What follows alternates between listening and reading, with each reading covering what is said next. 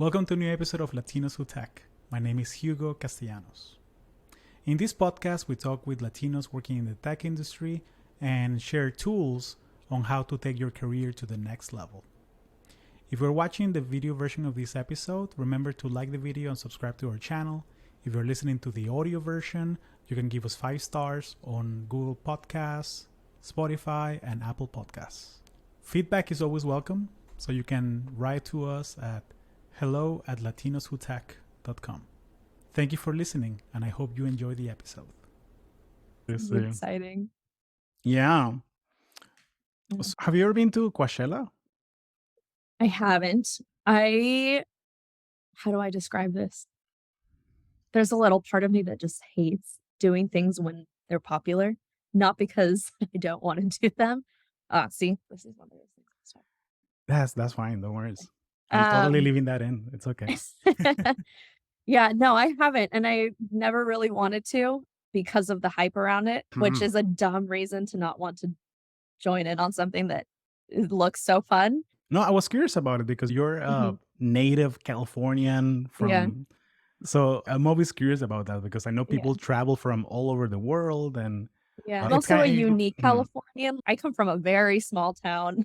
I'm just outside of Yosemite, was never really involved with pop culture. If anything, I think I age myself a little bit because pop culture got to us maybe 4 years after it hit everybody else in major cities. But yes, it was never something I grew up with or heard about so much. I don't know. Got it. And then your family background, where are they from? Mexicanos de Jalisco. Gotcha. Yeah. Both my parents are from San Juan de los Lagos, about 2 hours from Guadalajara. And they immigrated. My dad was like 16 when he first immigrated to California. And I think, don't fact check me on this because I will be wrong, but I think it was during the Reagan administration that he was able to apply for residency as a... the amnesty thing, I remember. Yeah. Got his citizenship, got married. My mom came over and they both got jobs working for this family-owned hotel business just outside of Yosemite. So they've been there for about 30 years now, 30 plus years. And yeah, so it became one of those things where like, se viene uno y se vienen todos. And so my dad brought over all of his brothers, started also moving. He moved there with some of his brothers. And now we're very fortunate to all live within a 30-minute radius of each other, except for one aunt that I have that lives in San Francisco. But that's hardly the case when you hear of families, that immigrate. They either stay apart in 2 different countries or they move to completely separate cities. So we have a unique little hub just outside of Yosemite. That's very special. I'm glad that you treasure that. That's very special. I'm used to having, and I'm sure you do as well, having that WhatsApp group chat. Yeah. And some cousins are in a different time zone. And that's my experience. Like my family is split between the US and Spain. So, okay. Yeah, like I know off the top of my head what time is it's in Spain right now. And and then, and it's summer, so it's different. So you just like keep track of that automatically when we're all spread out around the world. Yeah, it's particularly important when somebody's birthday comes around. You gotta wake them up at the right time. So adjust your sleeping schedule.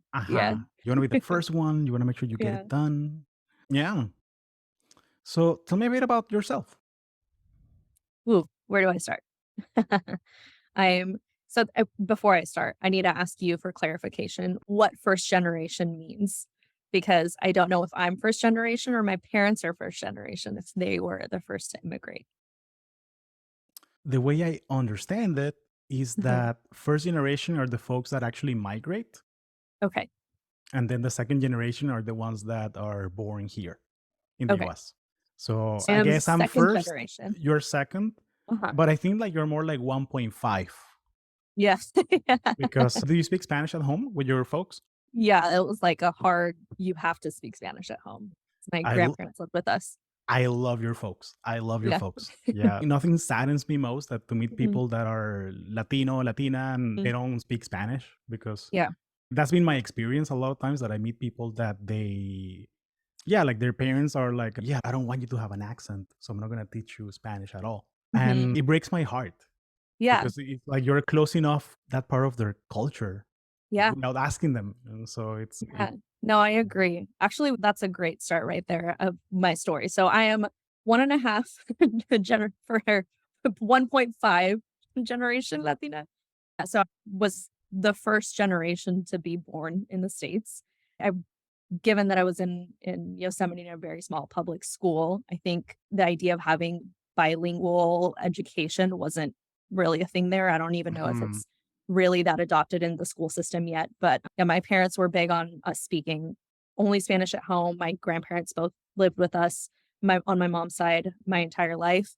And my mom particularly was very strict about, especially at the dinner table, we have to all speak Spanish. I remember in elementary school, there were several times where I had this one teacher tell my mom during her parent teacher conferences that she needed to speak less Spanish at home because it was impacting our ability Mm. to be English literate.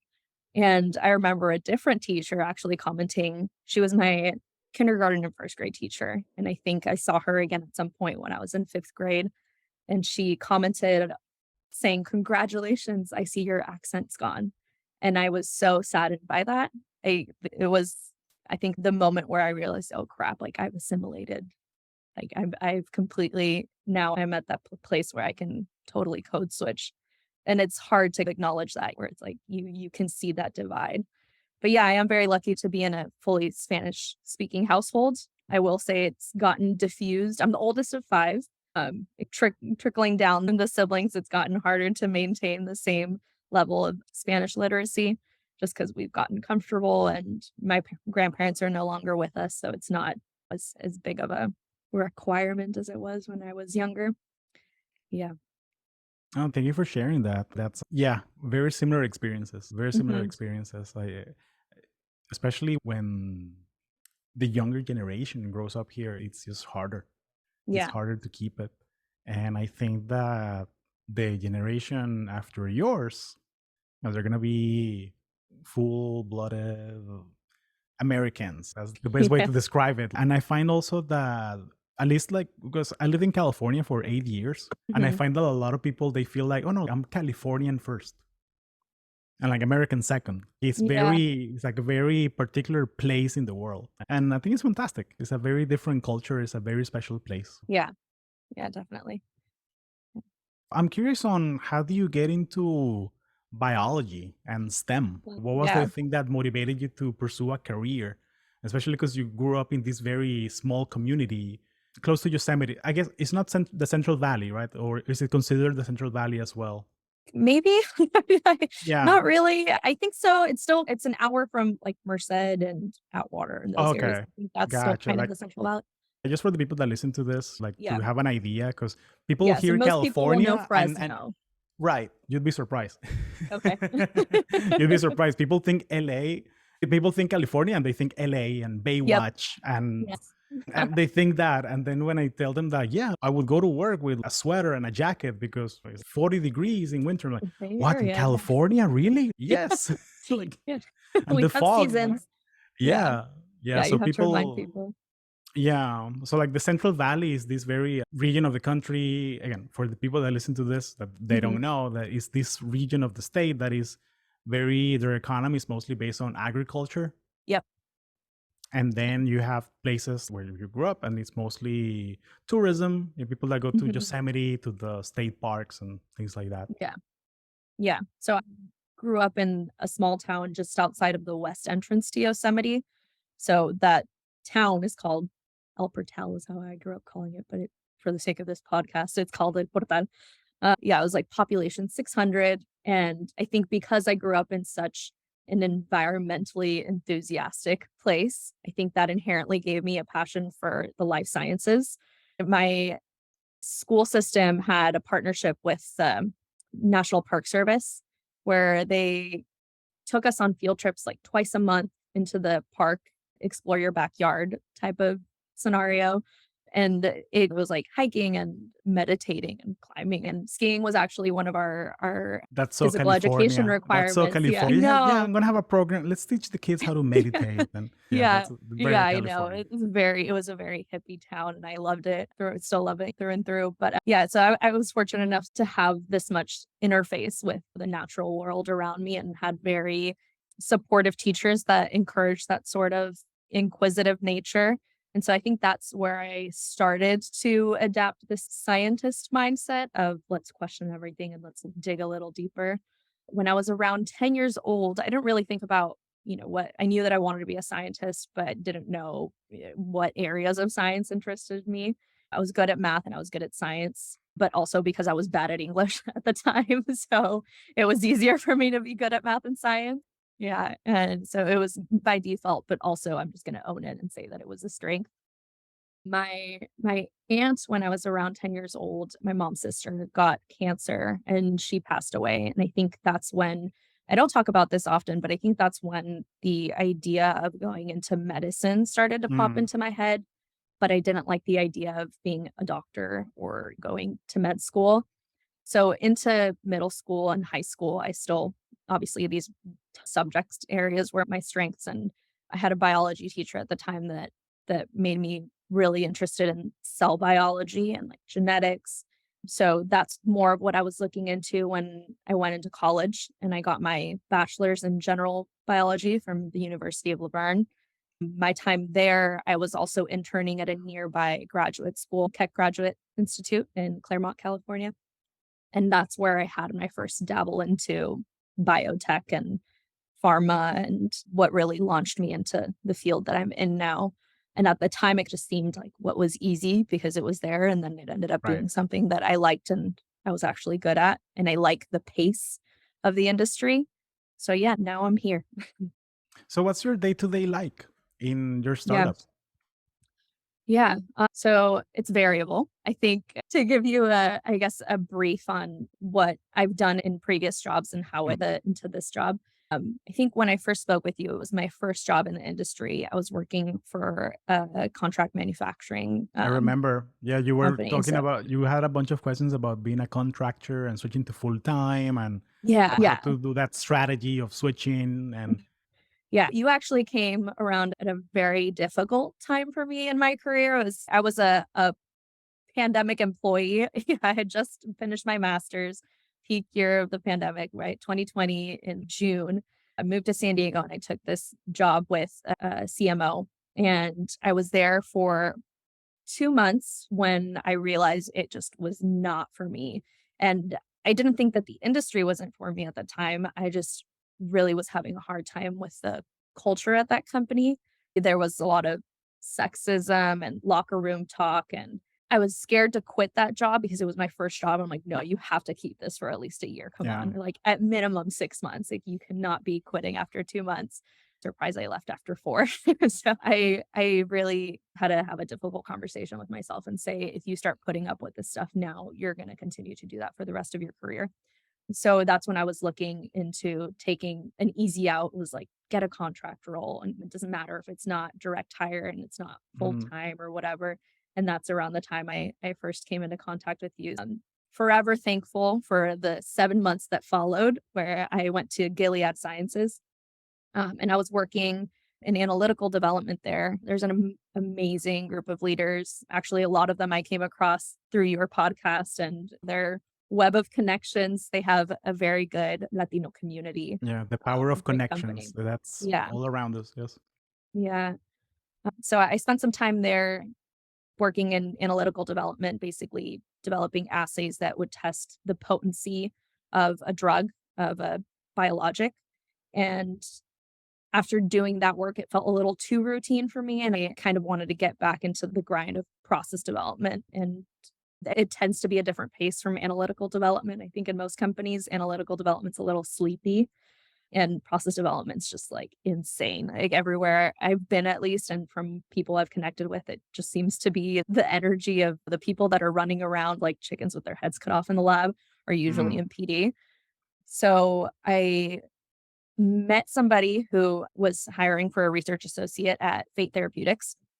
and they were a very hot commodity at the time, and they were about 200 employees just in La Jolla.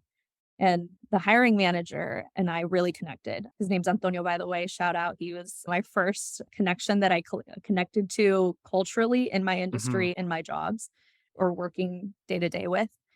And he helped me a lot with overcoming imposter syndrome and owning my identity in the field What as a helped you scientist. with the Yeah. imposter syndrome? What helped you? Any specific Mhm. advice that just stuck with you? I think from as a manager, he was very open to okay, as Latinos, we're all very emotional. We carry a lot of feelings. And I don't want to generalize for everybody. Maybe I'm just particularly emotional, but I feel like we're gente con pasión. Like we internalize things and we get very passionate about projects. And I think for me, I was struggling with the dynamic of being this scientist in a field that is so variable and inconsistent. For cell therapy in particular is requires very flexible work schedules. And at that time, I wasn't really getting weekends and I wasn't getting a lot of time to go visit family. And I had my grandpa pass during that time. And so I was struggling with a lot of personal things that Mm, made it harder to be at work and to feel like I was being a good researcher, supporting my team. And I think him creating the space for me to digest all those feelings, which was absolutely not his responsibility as a manager, made me feel like, okay, it's okay to bring this side of myself to work. And I was having a conversation about this with my brother actually earlier this week. I think a lot of the times in any industry, you're really inquired about what you can bring to the table and what you can offer and what your skill set is, but you're never really asked about your story. And I think this is the mm, first coworker, colleague, boss that I had where I felt like I could bring some of my baggage, if you will, to the table as well and be like, this is why I'm off these last few weeks. It's mhm. because I'm feeling imposter syndrome and I miss my family and I'm very family oriented. I grew up in a house with 9 people and 3 bedrooms, and I'm feeling all out of sorts, trying to just collect life after that, or catch up with life. Feel Okay. like I'm delivering at work, a lot of things. You just Mhm. feel messy and discombobulated, and I think you try to leave that at home and not bring it to work, but it comes with you sometimes, and I Yeah, think he it's about created being authentic, yeah, bringing your whole self. And yeah, I hate to break yeah, it to you, but it just means having a good boss, having a good yeah, manager, having somebody that's empathetic. yeah, and Like I had that's a part good of the team. requirement. Like knowing that, hey, Mhm. if you're not right, you're not gonna perform. Right, So exactly. you need to give yourself space and time. And Great. a good leader will know that about their team, Yeah, and the yeah, team will support definitely. you. But Yeah. again, I understand that not everywhere is as safe, or Mhm. they don't encourage you to do those things. Yeah, But when you find a place that they actually do that, mm, stay there as much as you yeah, can, as much as you yeah, can grow. mhm, Because yeah, it's special. It's special when you find a place there where you can bring your authentic self to work every day. That's right. those places are special. They're far and few in between. Yeah, it Hang on if really you can. means everything. Yeah, definitely. And my entire team was very I think we did have a very good, solid group of people that we were working anywhere from 50 to 60 hours a week, and it was very hands-on Oh and yeah, very labor intensive. And so I think that adds on to the stress that might be going on in life. And I think we all got very vulnerable with each other. And yeah. they're friends, chosen family now, even though we don't work together anymore. So I think that definitely shaped me in my career and for my next position. So I was there for about a year and 9 months or so. And my Mhm. day to day there was just cell culture from the morning to the evening. Things got a little bit better in the last 9 months that I was working there. The company bought a new building, they expanded to 500 employees. So our work dynamic was a little bit different. There were still very intense timelines and still labor intensive, but we had a little bit more people to manage the work. Ultimately, I had to part ways with that position, and so I started looking for a new job and got a new position in December. Was lucky enough to start with Replay where I'm at now, and Replay is a company with their hands in a lot of different areas. but I'm particularly working with a team that's helping develop a hypoimmune platform.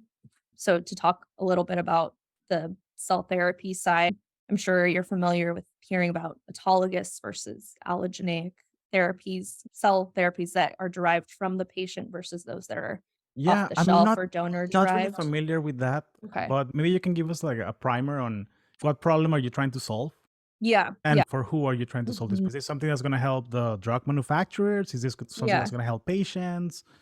Yeah, so those two things. What problem are you trying to solve and for who? Yeah. Okay. So the primary candidates for what I've worked for are it's oncology, so different types of cancers that what we try to treat with cells of the immune system. Any off the shelf product essentially is either derived from a donor and administered to the patients. It has higher throughput and I guess more manufacturing processes can be going on concurrently before it gets to clinical. Economies So of that's a scale. benefit. You can make more Yeah, material with the same process exactly. and okay. Yeah, so it's beneficial in the sense of time and cost, definitely. One of the caveats to having something that's donor derived or off the shelf is the patient might experience like immune response to a foreign object or a foreign substance. So I think this is where this project that I'm working on comes into play is developing synthetic proteins that can be expressed on the surface of some of these off the shelf products or donor-derived products so that they evade the host's immune system, so they're not rejected. So it's another layer to developing complex therapies that can be accepted by patients without, I guess, having their immune system kind of take over and attack the therapy that you're administering. So my day-to-day now, to go back to the question you asked a while ago, is quite a bit of cell culture still, but I'm developing assays that test the function of some of these synthetic proteins to see if they are capable of inducing protection against either macrophages or NK cells, so just different cells of the immune system. And it's really out of my scope, which is why I'm struggling to describe a lot of this too. It's a good experience for me for sure. It's a lot more R&D style than I've had training for before. So it's yeah, it's I'm putting myself in a very challenging position, but I'm learning a lot and my day-to-day is still a lot of cell culture, doing quite a bit of assay development on the side too. So I feel like it's brought in experiences from all of the previous jobs I have had. So are you in a lab environment most of the day? Or are you Mhm, like split 50-50, building growing the cell cultures and analyzing data? Like how do you mhm. split your day? Yeah, in and out of the lab and to my desk all a day. But I do try when I can to coordinate my day so that I get my cell culture done in the morning and Hmm. then do my data analysis and planning experiments and whatever in the afternoon. Sometimes it gets difficult to really standardize my day to day because you're working at the discretion of the cells, which I know sounds Hmm. ridiculous. They are the bosses ultimately. Like if they are ready to be passaged or they're ready to be used in an assay, you might not have another window to get that done, or you could be affecting their health, viability, phenotype, whatever.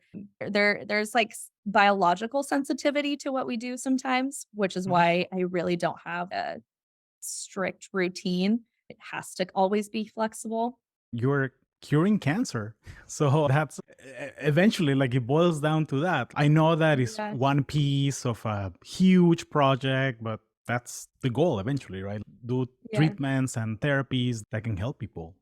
So thank you for doing that. That's amazing. That's Yeah. amazing. Yeah. And what I really love about your story is the fact that you realize that, hey, like I could never be a doctor. Like I'm sure you could if you wanted to, but Mhm. it's not the niche area that matches your work style, what you like. Yeah. So you found your niche in the Mhm. sense that okay, I love the data, I love working in a lab, I love this Mhm. fast-paced environment, and you found a spot that's perfect for you. Yeah. Yeah, definitely. Yeah, no, I think I have found a niche for myself where I'm feeding off of the curiosity to solve a research problem, but also have some sort of predictability. And then in the sense that I know what project aims we have or what the ultimate goal of developing these assays is, and but still including some wiggle room. I think the problems that I've had with, not problems, but some of the things that I wanted to shift away from when I left other roles was too much monotony. And I think now I have a little bit more diversity in what I'm doing. And we might pivot from one week to the next on what's the priority, whether it's working on this experiment or we need to shift to this other initiative because it's where the funding is coming from, which is an Mm. aspect of working with a startup too, is that's going to change often. Could come Mhm. in with one project in mind, but if that's not what's going to bring in funding, then that needs to go on the back burner for a little bit. So you might need to Oh yes. be a little It's flexible there too. it's all about the runway and Yeah, how much money, how much time do we have to solve this problem? How fast we can build an MVP and a minimum viable product, right. and then you have to shop around and show off, like, hey, we were able to solve this. Please give us Mhm. more funding so we can Yeah, yeah, keep the lights on yeah, somehow. yeah. And I Um, think that's also what's, I guess, for me, difficult to grapple with in the sense that what got me into this field was, and if you go back to the beginning of my story, initially was a passion and an eagerness to help patients. And even though this is a patient centric industry, a lot of the time, these are just great research projects that stay research projects. And I think the biggest bottlenecks, at least with what I've learned so far and from hearing people with a lot more experience than I have, it comes more with the manufacturing and regulatory agencies, right? Like, mm, cell therapy isn't necessarily new in it as a research topic. It's well researched, but it is harder, I think, from what I gathered in my experience at Fate to establish processes that meet manufacturing compliance, or from a regulatory perspective. I've never worked in regulatory before, but I can see why there might be pushback from the FDA to try to standardize some of these products because it's not as repetitive and consistent mhm, as something like a protein that right. you're working with live systems. And so I think it's harder to characterize and yeah, have like good release specs and criteria and just normalize altogether. And so I think the fact that those are the bottlenecks make it difficult for me to see how you just said, yeah, you're helping cure cancer. And in my head, I'm like, I'm absolutely not, because there's so much left to do before this even gets to a patient. And I think that's part of what I think I have to, yeah, deal with Yeah, on a personal level. it sounds like it's a daily struggle for you. Yeah. Like it sounds like something that is very much present in your day to Mhm. day, actually. Yeah. Yeah, I think maybe because I'm thinking of that personally, I don't know if a lot of people that end up in the startup culture and in R&D are very passionate about the science. And yes, I'm passionate about the science, but I'm also passionate about executing. And Mm, that means thinking towards the finish line. And I think that's where it gets difficult is you're either at a company that's focused on delivering clinical product, or you're satisfying your scientific curiosity, but your mm. focus to deliver in clinical isn't gonna happen for another 5 or 10 years. So that's the big divide between people that Mhm, work in biotech, like you, mhm. and people that are software engineers. Yeah, That we can just get a bunch of pizza and coffee and make a new app in a weekend yeah, and launch it, and then yeah, millions of people download it. And it's like, yeah, no, you have to go through the FDA and then the trials, and there's the test it on rats, test it on humans, test it yeah, on monkeys, test it on whatever. And yeah, it's a different environment altogether. yeah. Yeah. And I think so that's actually something that's unique about my team. We started with our foundation and our backbone being a group of brilliant computational biologists that do exactly what you just described, right? Like their timelines can happen a lot faster where they're just developing or designing these synthetic proteins computationally. But to get the biology to cooperate takes years. And we're not working with years when you're trying to get Yeah. funding in 6 months. So my group is interdisciplinary in that sense, where we have, yeah, the computational side, but then we also have a group of cell biologists that are trying to bring this into reality and see how these designs actually act in Mhm. a biological system. So it's interesting working with the two mindsets as well. Yeah, it sounds like you have to be very patient as a person. Like you have to be very much in agreement with having a delayed reward. Yeah. Does that okay? We're doing this experiment. We're Mhm. probably not gonna get anything out of it for weeks, months, Ye and then maybe the impact out there in the Mhm. wild, we're probably never gonna see it. It's like Yeah. you have to be okay with that. You have to be Yeah. okay with the. It reminds me to that Neil deGrasse Tyson quote that sometimes it's not about the answers. Sometimes you just have to love the questions themselves, Yeah. That's a or good one. something like that. That you just Mhm. have to, especially like people that are hardcore research. You just Yeah. love the questions. And as an engineer, to me, it's what? I get it, but dude, like I need the answer. I need the execution. I need Yeah. the practical application. I need to touch the Mhm. damn thing. Yeah. No, I get you. I think there's a side of me that thinks that way too, where I just want a definitive answer, and I have to check with myself and be like, "Natalie, no, that's not how it works. There is no absolutes Yeah. in biology and in life science. Like, we might know something now that won't be relevant 5 years from now. New research will come up inevitably, and Mm. it'll maybe contradict what we're finding now." And so I think I do have to talk myself down into that reality often because, like you, I think I would be a much happier person if I just had a yes or no. Yeah. But what we were talking about in the beginning, with that in our lifetime, the median number of jobs we're gonna have is 12 jobs. Yeah. So who's to say that maybe your next job you'll be at the FDA approving these things, or you'll be at the patent office Mhm. reviewing plans and design systems or stuff like that, or Yeah. maybe you'll be like, you know what? Let's take this lab down to Panama or Mhm. Honduras or somewhere Yeah. where the government helps us and there's not so much regulation to Yeah. actually do our research. Who knows? Like I saw Yeah. that thing about I think Mel Gibson's dad or something that he went through some stem cell research therapy in Panama because Yeah. it's the one place where he could get it, and I'm gonna vote with my money, so I'm Yeah. just gonna go wherever I can get the treatment. It sucks for the common person, Yeah. but if you have the means, like why not? So and again, like this is a podcast about careers in STEM and how do Mm. people navigate their career. So it makes Mhm. me wonder that if you see those tendencies is a hard word, sorry, in you, maybe yeah, maybe it's time to switch again. Yeah.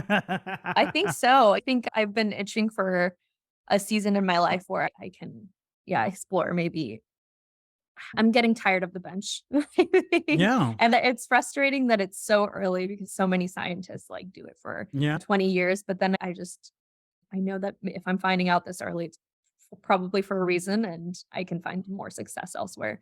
And I still this it's what's troubling is I still really like the data I get from working at the bench and being able to have a peek into what's happening with live systems, but maybe there's a chapter in my life where I'm supposed to be contributing to generating these data sets, and maybe there's a time in my life where I have to step away from them, but learn about how Mm, these can be conducive to something else, or just making maybe working more towards the finish line, like you said, either regulatory or yeah. something else. Or But it's never who above me to knows? explore. Yeah, who knows? Yeah, Maybe like next time we talk, I'll be in Panama working on Mel Gibson's stem cell transplants.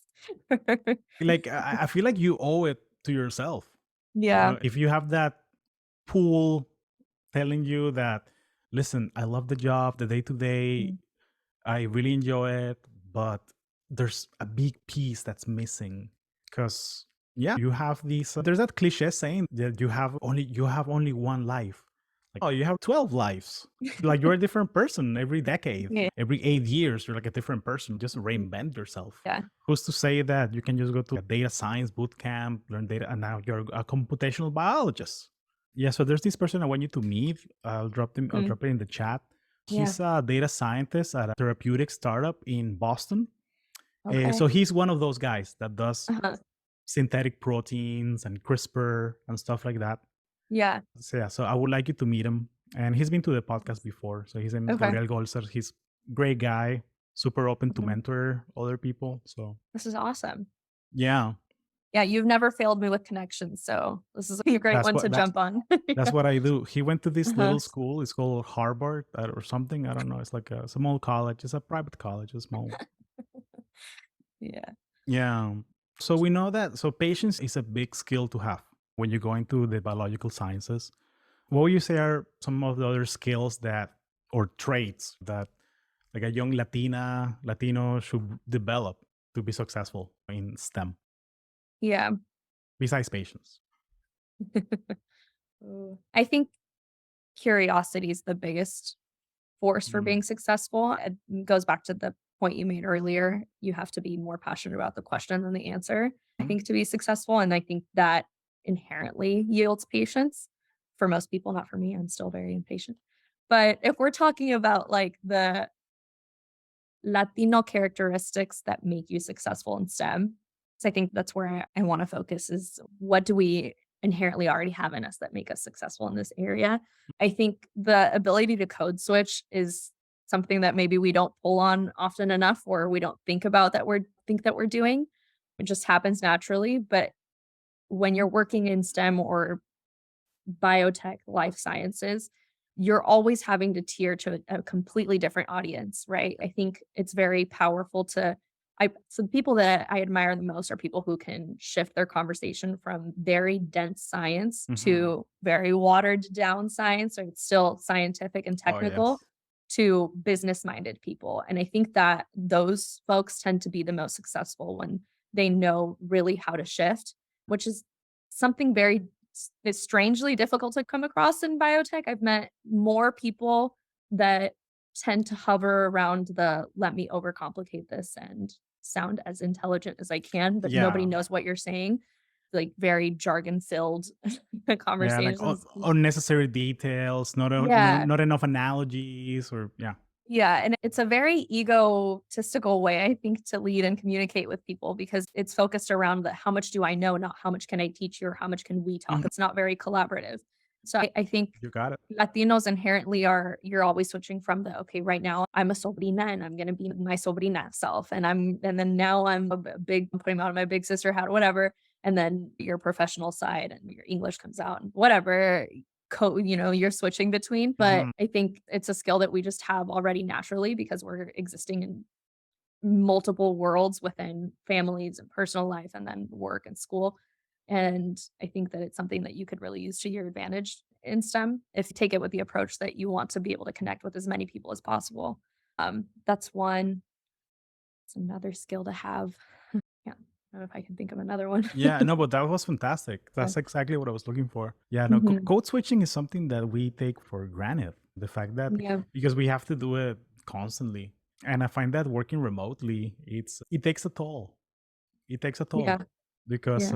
back before when actually I would commute to the office and be at the Mhm. office and then I log out for work and I'm done and that's it. Or now that I have these interruptions throughout the day, like, okay, I have my lunch and then I work and then maybe I have to catch up in the evenings with a late call or something like that. Yeah. Back and forth, it takes so much energy, and I don't think it's healthy to do it like for long periods of time. Yeah. So finding a place where you can be your whole self, whatever it may look like. Even if the pay is not that great, but hey, at least like I can be myself. Yeah. Maybe that's the value prop. Because yeah, there's this book that I'm a huge fan of. It's called What Color is Your Parachute? Have you I seen that book before? think I've seen it around, I've never read it. Gotcha. It's this one. One of my mentors told me to read it a while ago, so she's going to call me out for this. I'll probably Gotcha. read it. Yeah. So he has a Udemy course and it's really good. Mm, You can probably do the course like on a Saturday. Like it's okay. like a hour and a half course. It's not that long. Uh-huh. But he talks about the intersections on your career. You Yeah. have several things. Like you have, I think it's five things. You have what kind of problems are you solving? What kind of people are you working with? Which skills are you using? How much money you're making? Mhm. And where do you actually live? So it's those intersections, those five things, Yeah. that's what makes your career.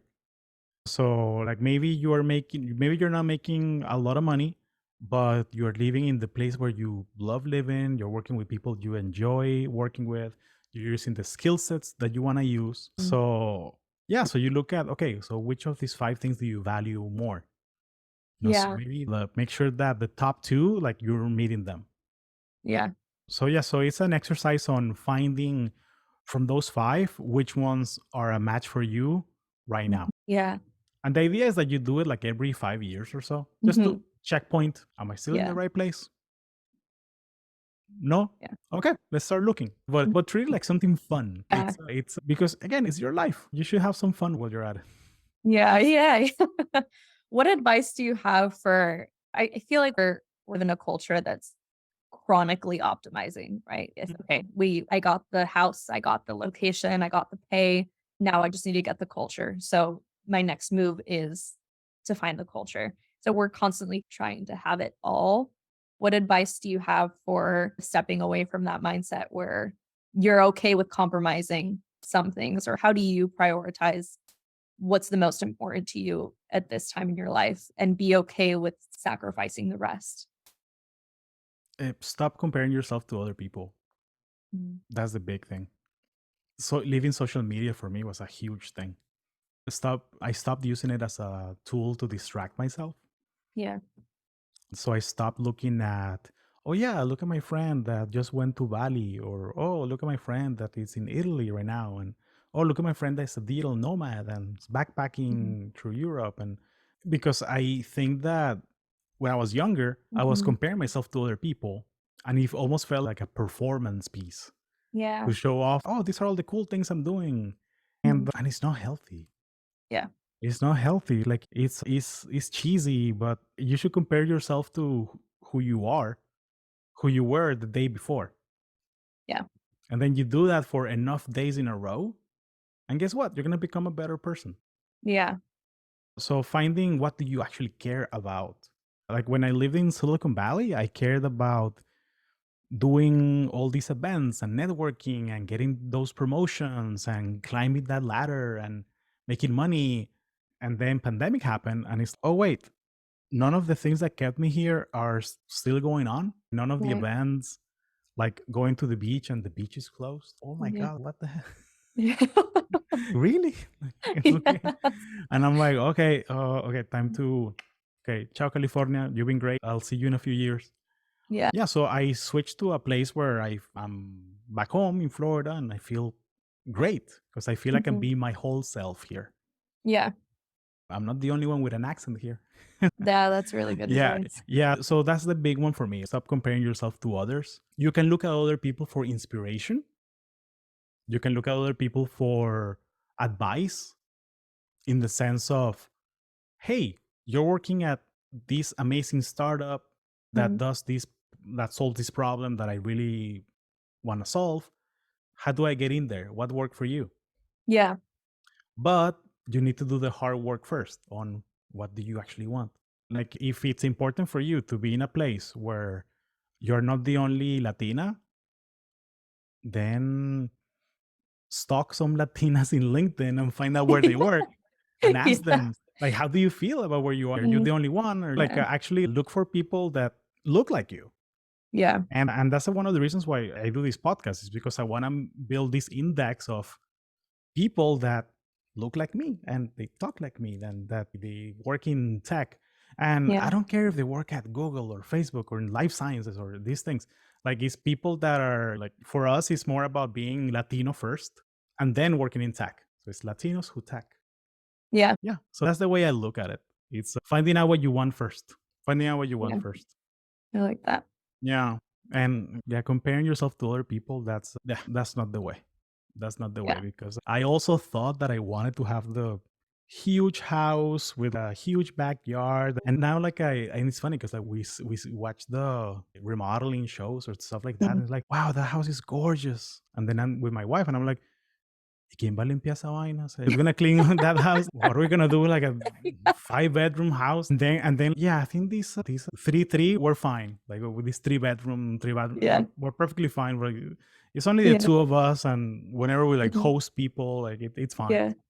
Yeah. And then, yeah, like buying a house is a good exercise for that too, because there's so many offers and looking at what do you value. We wanted to have a walkable neighborhood. We got it. We wanted to be able like a short commute to downtown, it's 15 minutes away. So Mhm. close to the airport, it's 10 minutes away. So we found the place, but Yeah. it was tough because we have to have the conversation with each other of, okay, what do we value? What's important to us? Sometimes something very helpful is going completely negative. What's the thing that you don't want? Yeah. Sometimes if you get stuck in I don't know what I want. Okay, what don't you want? Yeah. Like hell for me would be working at a bank. Like having 8 a.m. in the morning, wearing a tie every day. Oh my gosh. Yeah, like I get like Yeah. goosebumps thinking about it. Yeah, no, So that's a that's good another point. direction you can take.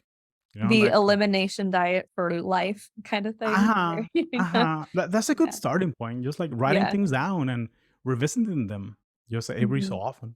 Yeah. Yeah, that's the advice for me, from me at least, like to find out what you want. And like this book, I recommend it. Like I know that, oh yeah, read this book. It's a lot of work. So, Yeah, me está dando tarea. see, you said, but the course is pretty good. It's like an hour and a half, and you Mm. walk away from it with these tools. Yeah, And valuable self-awareness. yeah, no, self awareness is key. I think. I know, like sometimes you just don't want to be self aware. Sometimes you just want to have fun. Yeah. Yeah. But it's helpful. It's helpful. Do that check in with yourself and okay, Yeah. am I doing the right thing? So I want to be respectful of your time, and I'm curious on what, like, if you could travel back in time and talk with 18-year-old Natalie, what advice do you have for her? Oh gosh. I think she did everything right. I really can't go back in time. No, I'm just kidding. I feel like I am doing that being the oldest of 5. I feel like I'm constantly looking back at 18-year-old me, right, Mm, with when I'm having conversations with my siblings. I think growing up as the oldest and from an uneducated household, I always felt pressure to be super successful at everything I mhm. did, and I don't think I took it easy enough. So I would use my dad's words and just say, "Take it easy." One word, "Take it easy." Take it easy. Take it easy. Man, that's like a tattoo. Yeah. That's like a tattoo that in your shoulder. Take it easy. Yes. Take it easy.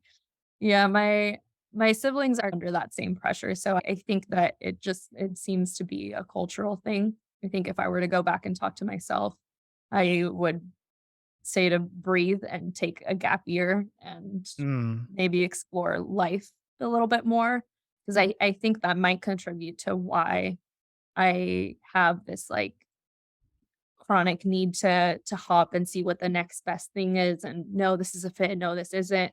And it's not because the opportunities I have and have had aren't a fit, it's maybe just because I need to step away from it for a second. I had this conversation not too long ago too with some friends. I think that I have struggled so much to accept that I might need to step away from science or biology in specific or like working in the life sciences because it's become so much of my identity. Most of my mm, friendships in college and before that, I was kind of the only biologist in the group. So science just was like, that's Natalie's thing with my friends. Now that I have made friends in science and that's not the abnormal thing, it's the thing that keeps us together. We're all in science and it's a common shared quality. It doesn't really seem to be like the thing that sets me apart. And so I think it's a bit relieving now to find an identity in other things that might not necessarily be around this one thing that I've made more stressful than enjoyable oftentimes. So I think if I could go back, I would say those 2 things. Yeah, to take a mhm. break and don't be afraid to take a pause and move to Costa Rica for a year and or whatever, and then to not attach your identity to a profession. I think that would be another thing I'd tell myself. That's fantastic. No, thank you for sharing that, and thank you for your time. And Thank you. and if you want to connect with Natalie, I'm leaving your LinkedIn in the show notes so people can reach out to you. And if they have questions about life sciences or careers in your space or moving to Costa Rica for a year and exploring, Yeah. doing some zip lining, playing with the monkeys and stuff. Mhm. No, but thank you so much. I'm Yeah. really happy Thank you, to Hugo. have this conversation with you. Thank you.